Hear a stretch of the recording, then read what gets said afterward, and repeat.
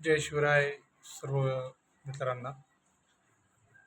हे बघा की मागील काही दिवसापासून एक गोष्ट अखंड महाराष्ट्रामध्ये मीडियाच्या माध्यमातून, इलेक्ट्रॉनिक मीडियाच्या माध्यमातून सर्व महाराष्ट्रातील बांधवांना सातत्याने ऐकायला मिळते की आपण जर पाहितलं तर 9 डिसेंबर रोजी माणुसकीला देखील रडवणारी अशी क्रूर हत्या स्वर्गीय मसाजोगचे सरपंच संतोष अण्णा देशमुख यांची झाली.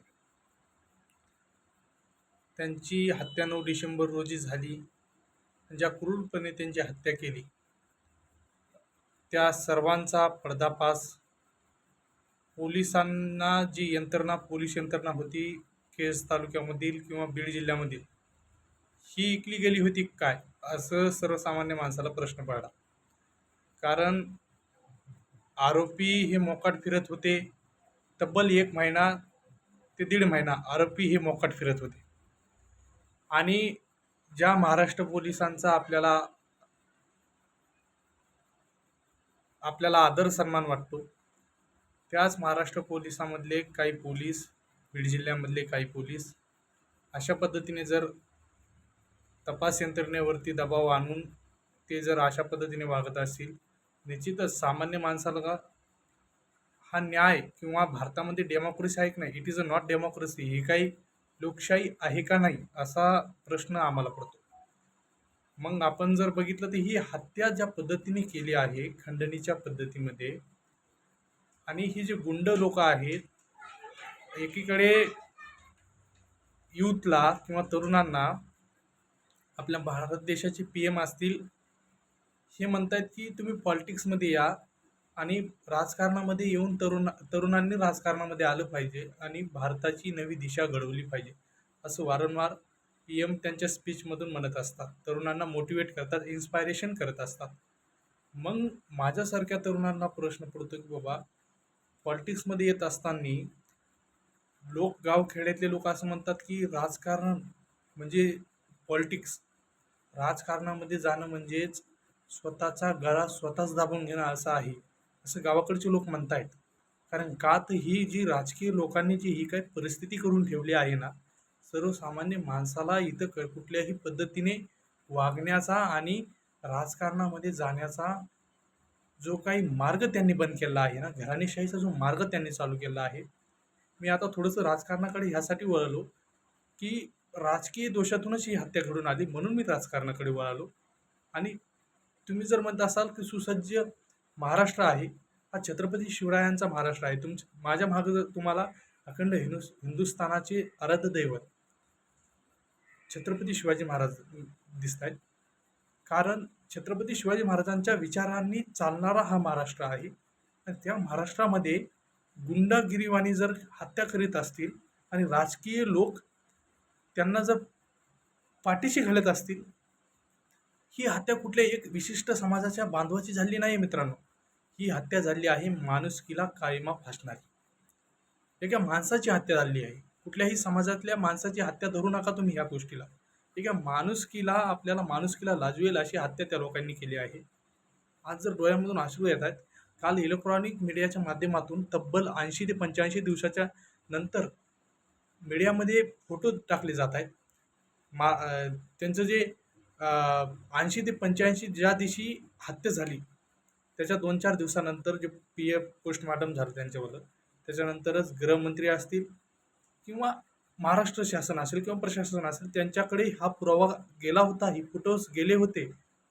तरी देखील धनंजय मुंडे सारखे राजकीय लोक एकीकडे तरुणांना राजकारणामध्ये या म्हणायचं आणि अशी लोक राजकारणामध्ये ठेवायचे आणि पुन्हा भारत हा विकसनशील राष्ट्र होईल या दृष्टीने चालायचं, हे कुठल्याही पद्धतीने योग्य नाही. हा आपला भारत देश नाही किंवा हा आपला महाराष्ट्र नाही आहे. महाराष्ट्रामध्ये असं गर्दीप्रमाणे चालणं, एकीकडे छत्रपती शिवाजी महाराजांनी आपल्याला जे विचार आपल्या मनामध्ये दिले आहेत, फुले शाहू आंबेडकरांनी जे विचार आपल्याला दिले आहेत, त्या विचारावरती चालणारा हा महाराष्ट्र आहे. आणि ह्या महाराष्ट्रामध्ये अशी हत्या होणं ही काही माणुसकीला चालणारी गोष्ट नाही. राक्षसी भाव यांनी ठेवला आहे. अहो, महाराजांसमोर आता मला बोलता व्यक्त होता येत नाहीये. जी गोष्ट नको करायला होती ती गोष्ट त्यांनी केली. अहो, त्या संतोष देशमुखांना रॉडनी मारलंय, रॉडनी. रॉडनी मारल्यानंतर ह्या त्यांचा देह गेलाय, त्यांचा जीव गेलाय, तरी देखील तुम्ही त्यांच्यावरती चिडून त्यांच्यावरती राग करताय, त्यांच्या तोंडावरती लघुशंका करताय. हे असले राक्षस आहेत. हा आपला महाराष्ट्र आहे. अरे, साधू संतांचा महाराष्ट्र आहे, रंजलेल्या गांजलेल्याचा महाराष्ट्र आहे, आणि ह्या महाराष्ट्रामध्ये असली हत्या होती. नक्कीच माझ्यासारख्या तरुणांना ही भीतीदायक गोष्ट वाटते की एकीकडे राजकारणामध्ये सुसज्ज तरुणांनी यावं आणि असल्याच राजकीय लोकांना ह्या राजकारणी लोकांनी पाळावं. म्हणजेच किती पद्धतीने धोकादायक आहे. आणि ह्या हत्येचा तर जाहीर निषेध करतोयच मी. पण संतोष देशमुख, स्वर्गीय संतोष अण्णा देशमुख यांना न्याय मिळाला पाहिजे. हा कुठला मराठा समाजाचा किंवा ओबीसी समाजाचा माणूस असल्यामुळे किंवा मराठा समाजाचा व्यक्ती असल्यामुळे संतोषांना हा लढा नाहीच आहे मुळात. हा लढा आहे माणुसकीचा. माणुसकी जर तुमच्याकडे जिवंत असेल तर मी माझ्या एका छोट्याशा प्रसार माध्यमाच्या माध्यमातून मी मुख्यमंत्र्यांना विनंती करेल, सीएम साहेबांना विनंती करेल की आपण ह्या लोकांना पाठीशी न घालता ह्या आरोपींना फाशी द्या. ज्या पद्धतीने मारलंय ना, अक्षरशः अश्रू अनावर होत आहेत. अहो, त्यांची 12वीला मुलगी आहे. काय म्हणत असेल त्या ताईचा जीव. 9 ते 10 वर्षाचा मुलगा आहे त्यांच्यावाला. काय म्हणत असेल त्या मुलाचा जीव. आणि हे नराधाम मोकाट फिरतायत आणि त्यांच्या समर्थनासाठी ह्यांचे कार्यकर्ते रॅल्या काढतायत, उपोषण करतायत. हे माणूस म्हणून माणूस आहेत की काय आहेत? आपल्या महाराष्ट्रामध्ये छत्रपती शिवरायांच्या विचारांनी चालणारा महाराष्ट्र, साधू संतांच्या विचारांनी चालणारा महाराष्ट्र यांनी कुठपर्यंत नेऊन टाकलाय. या राजकीय लोकांनी आपल्या महाराष्ट्राचा काय खेळखंडोबा केलाय. मग कशासाठी युवकांनी राजकारणात यावं? अशा अनेक संतोष देशमुख होण्यासाठी राजकारणामध्ये यावं? हा माझा प्रश्न आहे ह्यांना. अहो, तुम्ही जर एखाद्या व्यक्तीला न्याय देऊ शकत नाही तर आरोपीला पाठीशी घालता का? तर तो राजकीय नेत्याचा जवळचा माणूस आहे, जवळचा व्यक्ती आहे म्हणून. हे प्रकरण कदापि महाराष्ट्रामध्ये जमणार नाही. माझ्यासारखे तरुण अनेक ह्या प्रकरणामध्ये सामील होतील आणि संतोष देशमुख यांना न्याय मिळवून देण्यासाठी 100% माझ्यासारख्या तरुणांनी जागृत होऊन त्या लढ्यामध्ये सामील होतील. आणि संतोष अण्णा देशमुख यांना न्याय मिळेपर्यंत आता हा महाराष्ट्र थांबणार नाही. कारण हा आता कुठला राजकीय इशू राहिलेला नाही.